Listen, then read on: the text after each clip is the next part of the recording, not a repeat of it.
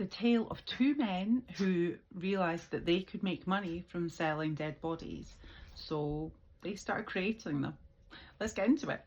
This takes place in Edinburgh in the late 1820s, and at the time the city was one of the biggest centres for medical education in Europe. Fun fact, Edinburgh is the oldest medical faculty in the English-speaking world, which was established in 1726.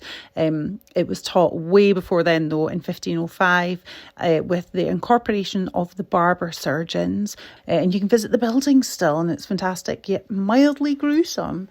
But doctors and anatomy students desperately needed bodies to study. But legally, they were only allowed to use convicted criminals who'd been executed for this, and there just wasn't enough of them, apparently. So a black market for corpses began to appear. In walked two men named William Burke and William Hare, who were living in Edinburgh, and Burke had joined Hare in his lodging house with their wives and stuff to help out, which is in Tanner's Close, if anyone wants to know.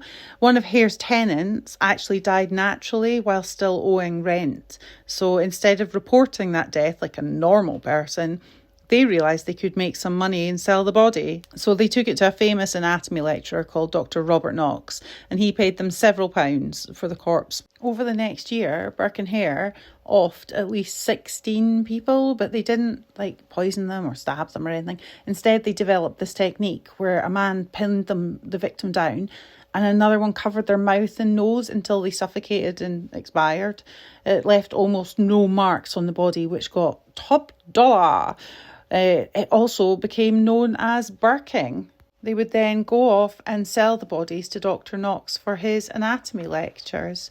Students would pay top money to watch these dissections, completely unaware that they'd been murdered just hours beforehand.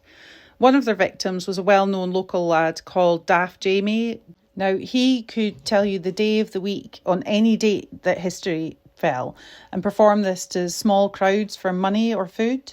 When his body appeared on the anatomy table, students immediately knew who he was.